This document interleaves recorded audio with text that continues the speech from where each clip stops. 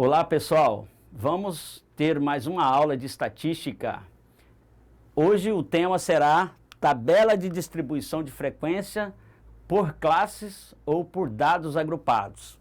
O nosso roteiro, que será na última semana de maio, para início da semana de julho, o nosso objetivo é construir tabelas de distribuição de frequência a fim de organizar e interpretar informações quantitativas como estatura, massa, renda e outros fenômenos numéricos estudados.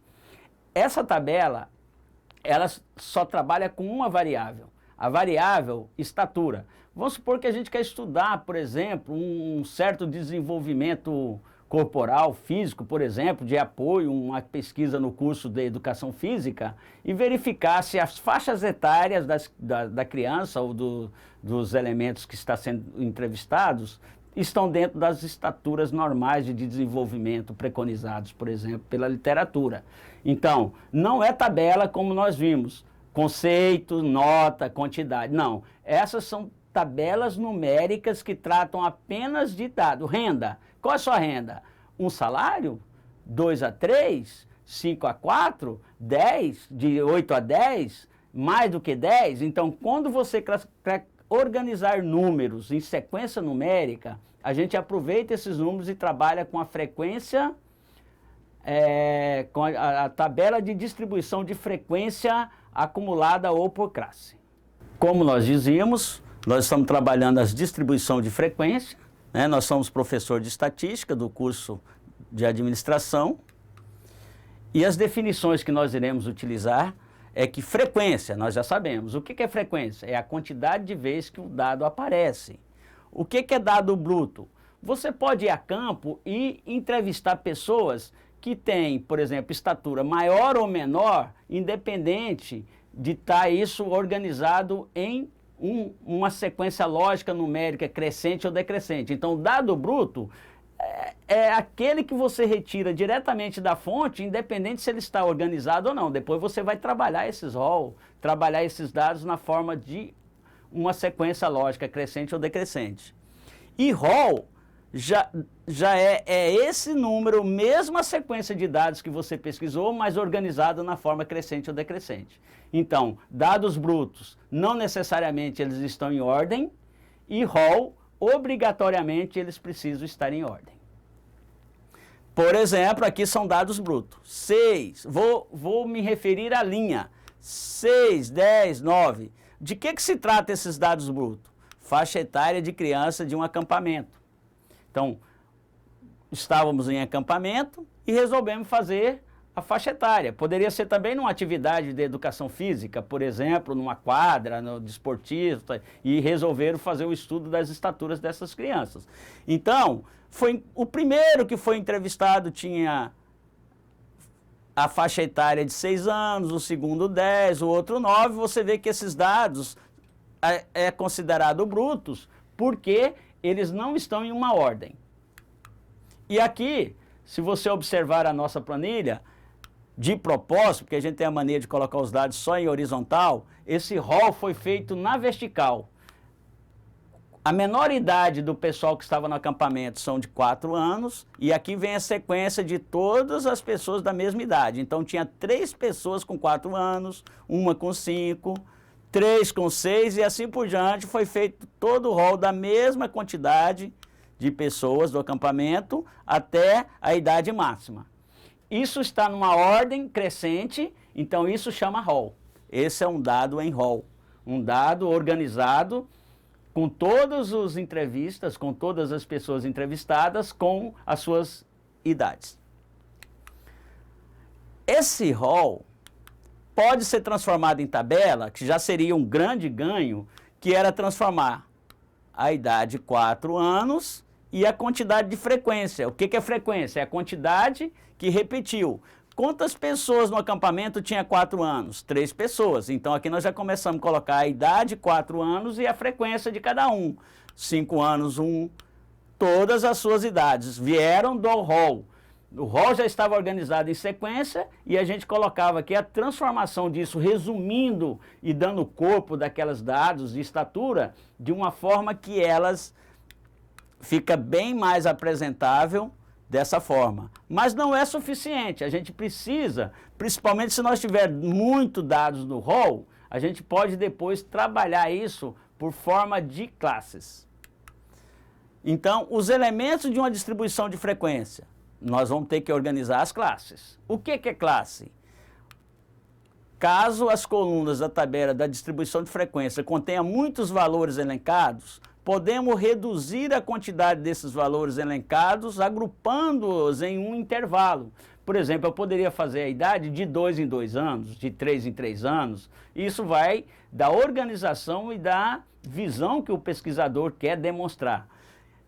E esse agrupamento, quando eu falo que eu quero um período de 2 em 2 anos ou de 3 em 3 anos, isso que a gente chama de classe. Então, nós vamos pegar aquele rol, transformar numa tabela de classe, só que nós temos que olhar aqui, ó. Geralmente, essa barrinha vertical significa que o 4 está sendo contado e o 6 não tem a barrinha, significa que o 6 não está sendo contado. Nesse intervalo vai entrar as idades de 4 e 5 anos. O de 6 anos vai entrar na segunda classe. Isso aqui chama primeira classe, segunda classe. A quantidade de classes é a quantidade de intervalos que você fizer. Então, o que nós podemos ver aqui? Nós vimos que nós estamos agrupando de 2 em 2 anos, foi um propósito nosso. Então, a menor idade sempre é o menor valor, isso chama limite, né? O limite da idade inferior dos entrevistados. Então, nós iniciamos sempre com esse dado. A menor estatura, a menor idade, menor salário e assim por diante. Aqui, nós vamos contar, então, o 4 e o 5. Então, nós temos esses 3 com esse 1. Então, 3 com 4 anos e 1 com 5 anos entrou nessa classe e a frequência é 4. Aí nós estamos falando, a classe é amplitude 2. Então, o que eu faço? O 6 e o 7. O 6 são 3, o 7 são 4. Então, nesse nível de frequência, apresenta 7 nessa classe de 6 a 6 e 7, ou de 6 a 8, onde o 8 não conta, só conta o 6 e o 5. Desculpa, o 6 e o 7 tem 7 pessoas. E assim por diante. Isso é um dado, como nós iniciamos, que é o objetivo dessa aula, que é fazer dados por tabela de distribuição de frequência por classe. Então, aqui nós constituímos a classe. O que é classe? É um intervalo. Futuramente, a gente vai dizer algumas fórmulas matemáticas a partir de um rol para que você possa descobrir número de classes e assim por diante. Daqui a pouco a gente vai instrumentalizar isso. Então, aqui dentro da classe, a gente sempre, limite inferior da classe é o menor valor do limite inferior da classe. No caso aqui, é o 4. Limite inferior da primeira classe é o 4. Limite superior, a diferença é L minúsculo é inferior, L maiúsculo é limite superior. Então aqui a gente tem limite superior, aqui nós temos limite inferior e aqui nós temos limite superior. O limite superior dessa classe é o 6. Esse aqui não é 1, isso aqui é aquela barrinha vertical. Quando tem a barra vertical aqui no caso à esquerda e não tem à direita, o que significa isso?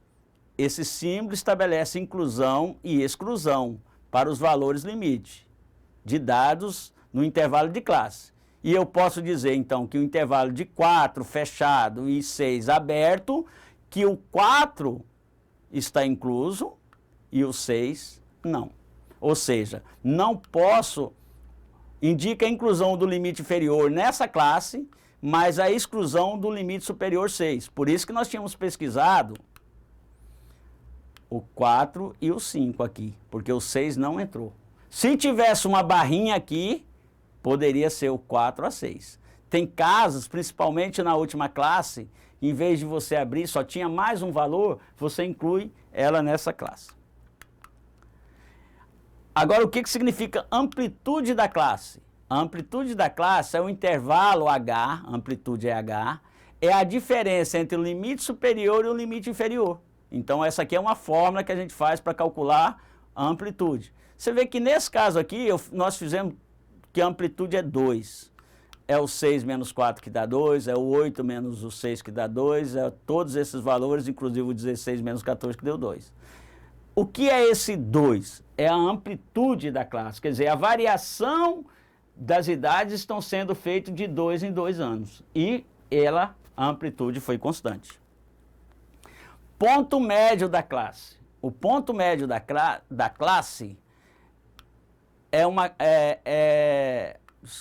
o ponto médio da classe, ela é dada pela situação da posição média da distribuição dos valores do intervalo da classe. O que é uma atribuição de valores médio? É a divisão entre limite superior, inferior ou superior, limite inferior mais limite superior dividido por 2. Isso chama ponto médio da classe. Naquela classe tende a um equilíbrio nesse ponto médio. Então, o ponto médio da primeira classe seria 4 mais 6, 10, dividido por 2, 5. É interessante. Nós usamos em gráfico, em algumas situações, muito esse ponto médio como referência do estudo. Então, voltamos lá. Tabela de distribuição por classe. Então, nós já vimos isso. O que é uma frequência simples ou frequência absoluta? A frequência absoluta é a quantidade de vezes que cada intervalo apresenta de pessoas que foram identificadas nessa amplitude de 2 em 2. Então, nós já sabemos, frequência absoluta. Frequência absoluta de um dado é a quantidade de vezes que esse dado aparece na pesquisa vinda diretamente da fonte. Então, frequência absoluta. Agora, como que a gente faz a frequência relativa, que nós já fizemos também em tabela de simples entrada e conjugada? Representa a proporção da observação por um valor ou de uma classe em relação ao total das observações, que seria o dado percentual. Então, a frequência relativa é sempre a frequência absoluta, que é o total. A frequência relativa é sempre apresentada pela parte dividida pelo total. Total é a soma das frequências, a soma das frequências é o total. Então, quando eu divido, aqui o exemplo é da segunda classe. Quando eu divido 7 por 37, multiplico por 100, eu tenho a frequência percentual desse dado, que seria 18,9. Então, aqui, a gente já vai construindo a nossa tabela. Primeiro, a gente faz a classe. Depois a gente conta a frequência absoluta que apareceu no rol daquelas idades que faz parte daquele intervalo de classe. Depois nós construímos a coluna da frequência relativa. E antes a gente pode ter construído também a frequência, o ponto médio. Então aqui a tabela tem idade, que pode ser trocado por classes, são as nossas classes. A frequência absoluta que nós coletamos em cada intervalo do rol. O ponto médio, que é a divisão de 4 mais 6, 10, dividido por 2, 5. 6 mais 8 dividido por 2, 7. 8 mais 10, 18, dividido por 2, 9. Então, aqui está a coluna do ponto médio. Frequência relativa, que é sempre a divisão da parte pelo todo vezes 100, que acabamos de comentar ali, que é a parte dividido pela somatória do todo vezes 100. Essa aqui vai chamar frequência absoluta. Quando é finho, é minúsculo, chama frequência absoluta. Xi minúsculo, ponto médio. FR minúsculo, frequência relativa. Quando nós passamos para a nossa tabela em Fão, F maiúsculo I, é a frequência absoluta acumulada. Como que se faz a frequência absoluta acumulada? É a frequência absoluta que na primeira classe não acumulou nada. É esse 7, que é a frequência absoluta da primeira classe. Agora, a frequência acumulada da segunda classe já são os 7 mais 8, que dá 15. A frequência absoluta acumulada da terceira classe é o 15 mais 8, que dá 23. A próxima é o 23 mais 7. A gente vai detalhar isso melhor em outros exemplos, em outros exercícios. A gente só está aqui dizendo que a tabela tem frequência absoluta acumulada e a frequência relativa acumulada. A frequência relativa nós vamos trabalhar com essa coluna. Como? A frequência relativa, na primeira classe, que não acumulou nada, 18,9. A frequência da segunda classe é o 18,9 mais 21, que vai dar a frequência absoluta aqui. Então, essa é a organização de trabalho com tabela de distribuição de frequência por dados agrupados, e o que vai mudar é apenas a sequência das informações, que pode ser sempre numérica, estatura, massa, salário, renda familiar, mas sempre essa tabela de distribuição de frequência por dados agrupados são feitos exclusivamente com dados numéricos, que precisa ser organizado para que dá um perfil, para que dá uma análise mais adequada, porque senão o número solto ele não tem um significado. Agradeço vocês pela atenção desse vídeo e aguardem as próximas aulas para que a gente possa fazer outras análises, outros exercícios e continuar as atividades estatísticas da tabela de distribuição de frequência por dados agrupados. Um abraço a todos.